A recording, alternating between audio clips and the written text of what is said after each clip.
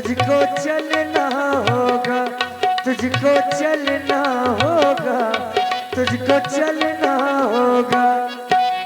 हो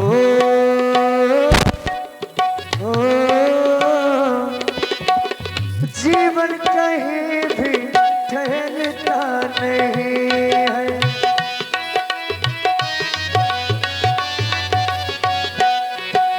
हो आंधी से तूफान से डरता नहीं है।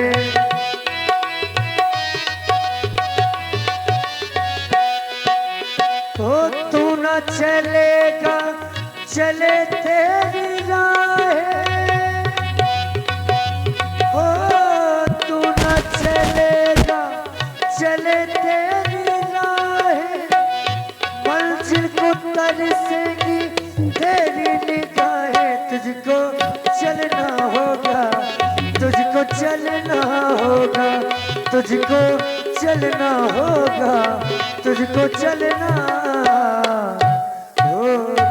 महाराज के जीवन की जय जयकार हो, जय जयकार हो, जय जयकार हो महाराज की। अष्ट मंत्रियों में श्रेष्ठ मंत्री श्री सुमंत जी, महाराज आप तो जानते हैं जब भी हम अपने सिंहासन पर आसीन होते हैं, सर्वप्रथम आप मंत्रियों से अपनी इस प्यारी प्रजा का हाल जाना करते हैं। और पूछा क्यों करते हैं? क्योंकि राजमंत्री, ऐसा हम नहीं, ऐसा सिद्धांत कहता है कि जिस राजा के राज में यह प्यारी प्रजा दुख पाती है वो राजा नरक का गामी होता है। हम भी तो एक राजा हैं। यदि हम इस सिंहासन पर बैठे हैं, हमारे राजा होने के बाद भी यदि हमारी अयोध्या में निवास करने वाली प्यारी प्रजा के जीवन में कोई कष्ट हुआ, तब तो हमारा यह जीवन ही व्यर्थ है। ऐसे राजा के लिए, ऐसे महपाल के लिए तो हमारे यह शास्त्र कहते हैं राजमंत्री। महाराज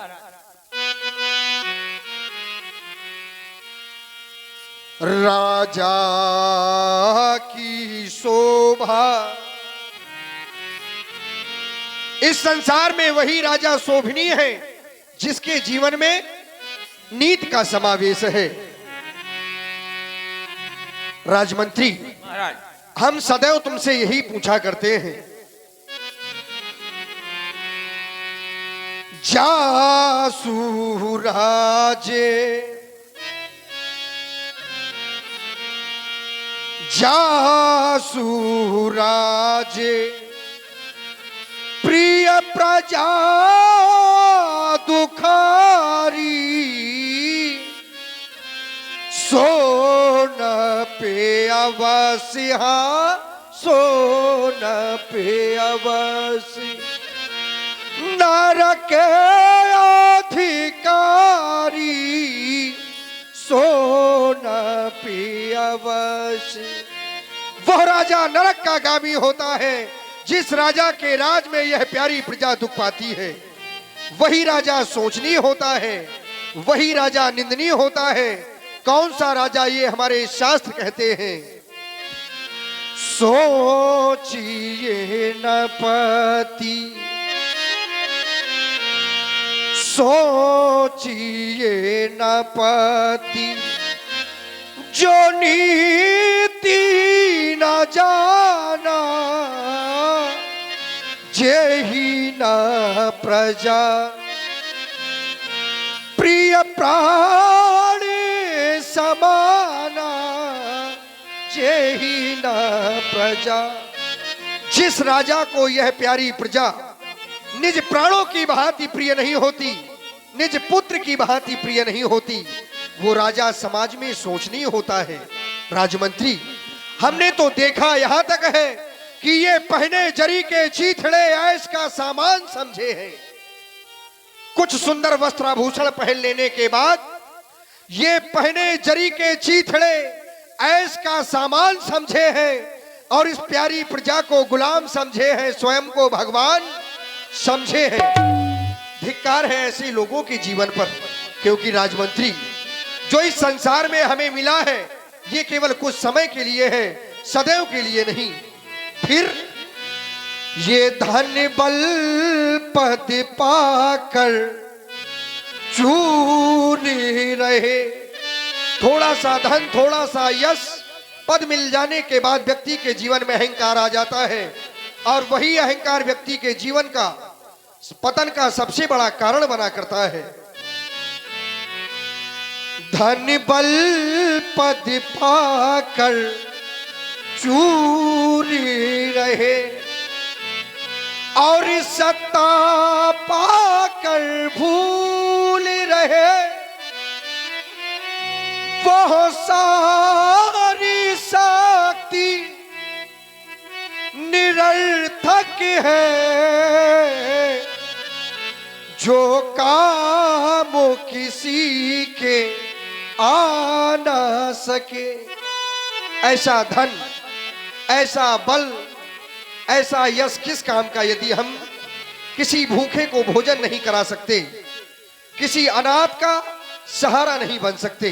राजमंत्री, नित्य प्रति की भांति आज भी हम तुमसे यह जानना चाहते हैं कि हमारी प्रजा में प्रसन्नता है, कुशलता है, कहो।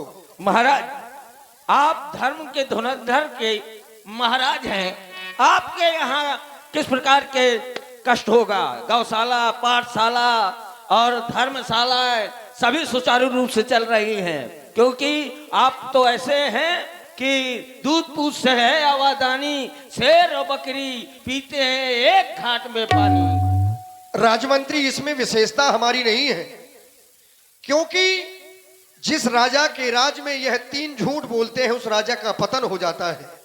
सचिव वैद्य गुरु तीन जो प्रिय बोले भयास, तो राज धर्म तन तीन कर होए बेगही नाश।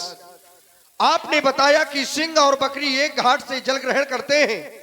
जब मैं देखता हूं तो इन दोनों में विरोधाभास है। यदि ये अत्यंत कहीं मिल जाएं तो एक दूसरे का भक्षण कर लेते हैं।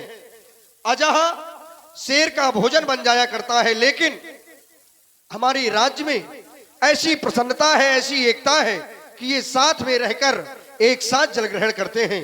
धन्य है तुम्हारा जीवन। लेकिन तुम तो जानते हो, जब से हमारे ग्रह में बालकों का जन्म हुआ है, अयोध्या में चारों तरफ बधाई बजवाए जा रहे हैं, मंगल गान गाए जा रहे हैं, नाना प्रकार के आगंतुक आते रहते हैं।